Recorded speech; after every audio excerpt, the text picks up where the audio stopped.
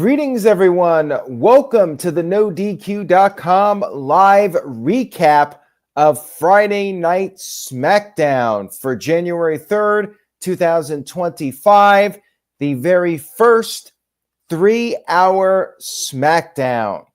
What did you all think of this 3-hour show? Let me know in the comments on YouTube. If you're watching live, thank you so much for checking out this stream. And thank you to everybody watching this on demand as well. Let's get to the recap. We have the Royal Rumble coming up. We had some build-up for that. We opened up SmackDown with a Kevin Owens and Cody Rhodes video package. Cody Rhodes, the WWE champion, came to the ring for a promo. He hyped up the changes for Raw and SmackDown. He said he's not cleared to wrestle because of Kevin Owens. Before he could really say anything else, Drew McIntyre came to the ring. He got in the ring. He gave Cody Rhodes a hug. He said he's not there to hurt Cody. He wants to help Cody. Cody is not on his list. He warned that Cody is about to screw everything up that was built over the past few years. Brought up how Cody's neck is hanging by a thread. Drew McIntyre said that Cody Rhodes needs a friend. Now, Cody Rhodes said that he doesn't believe Drew McIntyre. He said they might as well just get things over with and fight right there on the spot. But Drew then said he's telling the truth. He said Cody needs to watch his back. And as Drew McIntyre was leaving the ring, Kevin Owens attacked Cody Rhodes from behind. Cody fought back. We had officials coming in. We're just 3 days into the new year, and we already have a pull-apart brawl with the officials coming out there, crowd chanting, "Let them fight." But besides that, it was a good segment to open up the show. We then had our first match of the evening, Shinsuke Nakamura defending the Intercontinental Championship, the United States Championship against Andrade. Andrade had some early momentum. He hit the moonsault to the outside right away. Andrade kept the momentum going after the break, and then Nakamura finally gained the upper hand for a while. He ripped off the top turnbuckle, but that backfired on him. Andrade got sent into the turnbuckle, and then Andrade almost beat Nakamura several times, multiple near falls, including the back elbow, but then Nakamura sent Andrade onto the top of the ring post and then hit the Kinshasa and got the clean 1-2-3 victory over a very game Andrade to retain his championship. Good match here. And then afterwards, LA Knight ran down to the ring. He fought with Nakamura. He went for the BFT, but Nakamura was able to escape. And then LA Knight cut a promo, said he wants his championship back. What goes around comes around. And then later on, LA Knight did confirm that he will get his rematch next week on SmackDown. Now, I do want to note that we had a blue canvas, a blue mat for this week's show, which I like. It fits the vibe of SmackDown, and now I'm wondering, what are they going to do for Raw? Will they have a red canvas or maybe a black canvas, just like what they had for NXT during the black and gold era? I would like a black canvas, actually. I think that would go well with the logo that they recently debuted. I think red would be a little bit too tacky. So we'll see what they come up with for Raw, if they'll do the same thing, changing up the ring canvas. But I did like the blue canvas. I think that was definitely a nice little change of pace here for the look of the show. Really, that was the only cosmetic change to the show. Besides that, nothing else, to my knowledge, different from previous weeks. Backstage, we had Pretty Deadly getting confronted by Apollo because last week they snitched out DIY to Legado del Fantasma, and then Legado del Fantasma, they confronted Pretty Deadly. Things got heated, and Nick Aldis, the general manager, had a chat with Pretty Deadly. Then DIY tried to defend Pretty Deadly to Aldis, but Aldis said they're all on thin ice.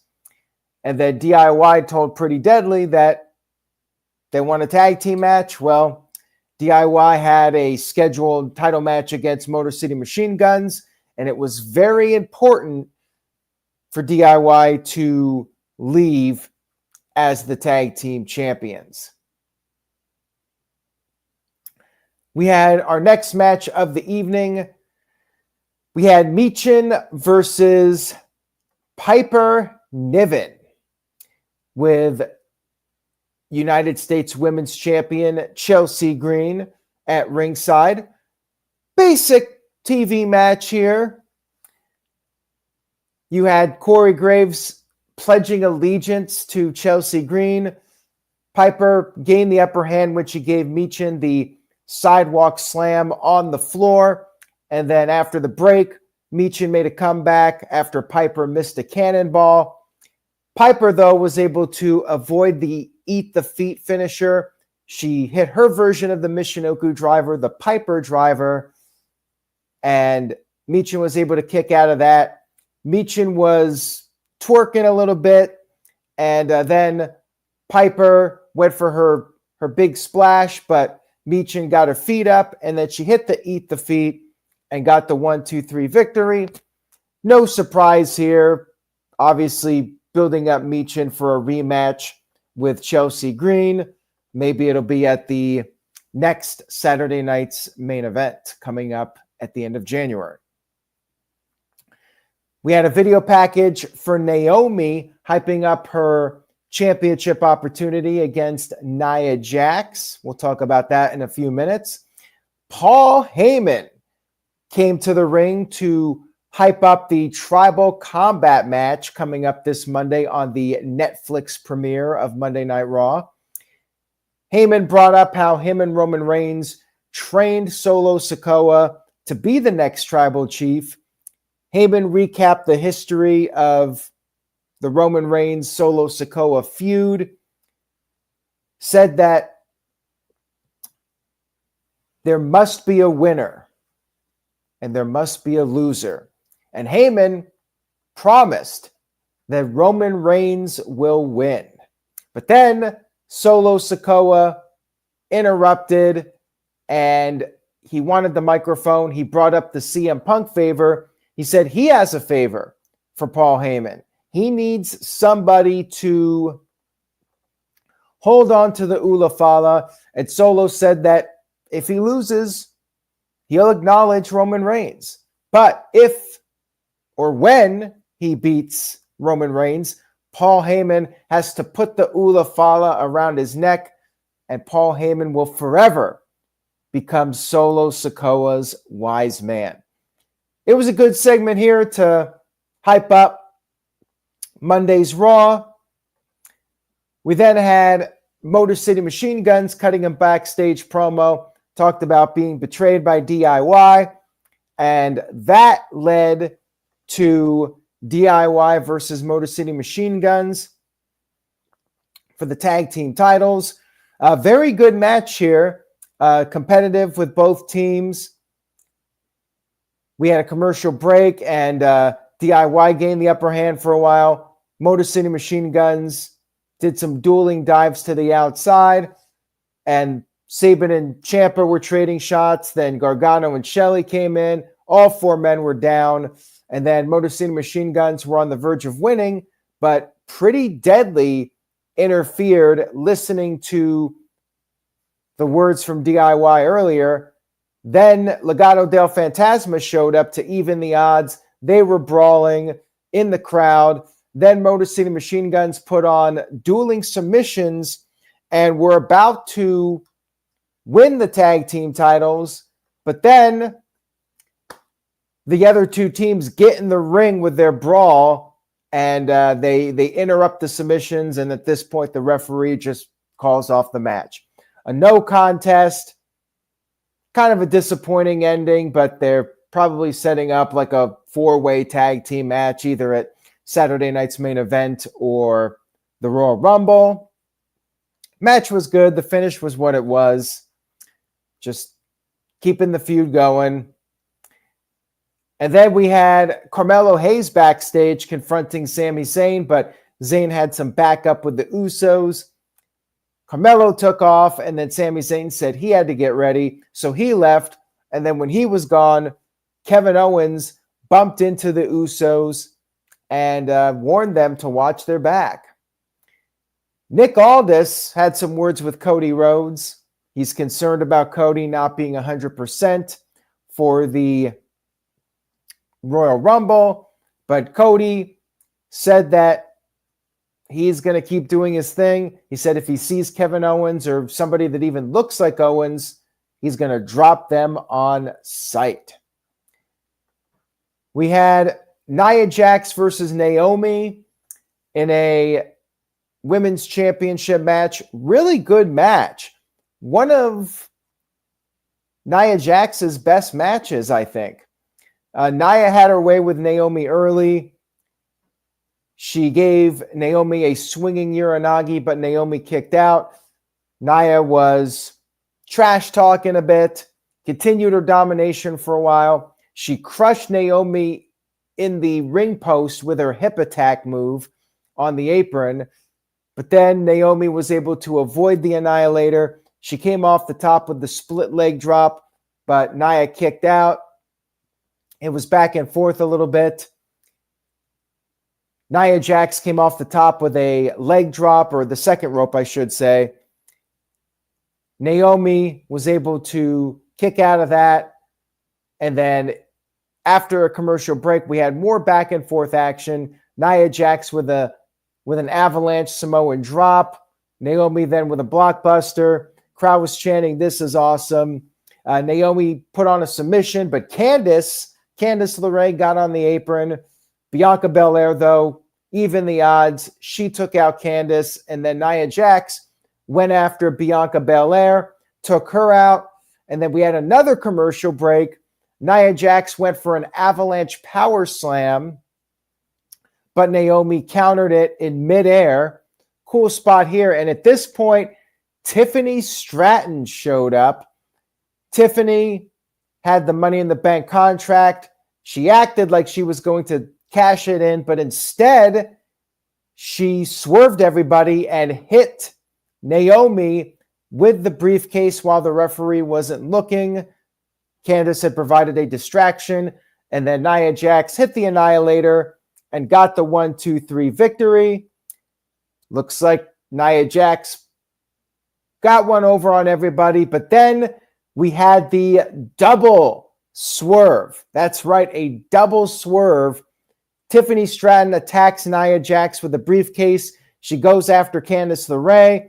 Bianca Belair then gets in the ring, hits Nia Jax with a KOD.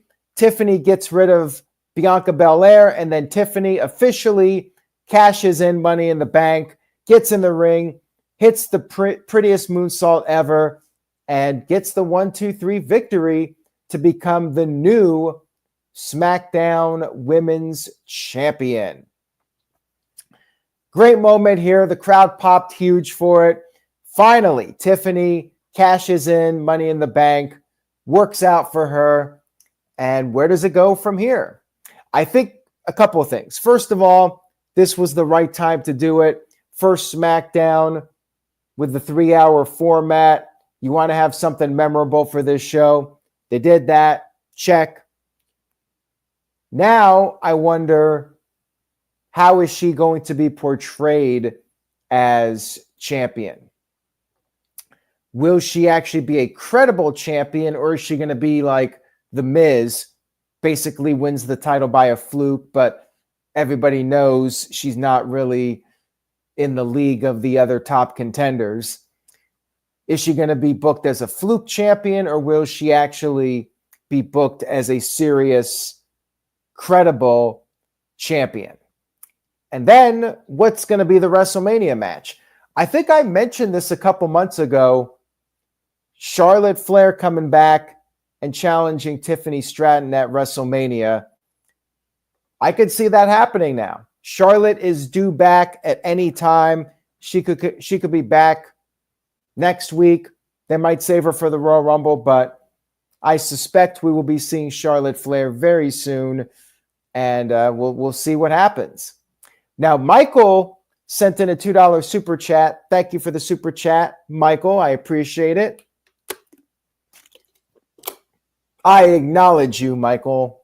Michael says, face Tiffany versus heel Charlotte. That's interesting. Tiffany got a big reaction. Could this be a face turn for her? Fans tend to dislike Charlotte. Could they just naturally go in that direction? If they did that match, I think fans would cheer Tiffany over Charlotte. So you may be right. They may end up going that way with Tiffany being the face and Charlotte being the heel. And for people complaining about Charlotte being thrust into the main event, I mean, she's Charlotte Flair. She's one of the biggest female superstars in WWE history. So naturally, you bring her back, you want to put her in a big match. I could see her going against Tiffany. Maybe if they go that route with Charlotte as the heel, maybe Charlotte puts over Tiffany at WrestleMania, and that helps take Tiffany to the next level because she's got the title, but now the key is for her to have a strong run as champion, and can you really catapult her to the next level of superstardom? If they book her as a fluke champion and she loses it right away, then ultimately it's not going to do her all that much good. So the key here is, what do they do next with Tiffany Stratton? Where do they go from here with her character and her championship run? We had a Jacob Fatu backstage promo with Solo Sikoa, and he was saying, "I love you, Solo," and the crowd was singing it along with him. And then we had our main event of the evening. But before we get to that, shout out to the This Guy Experience, who sent in a $2 super chat. Says, has Tiffany ever been a face? How do you book a face Tiffy time? Well, you just let the fans determine who they want to cheer for. Sometimes it just happens organically. And if the crowd likes her, then she's a face.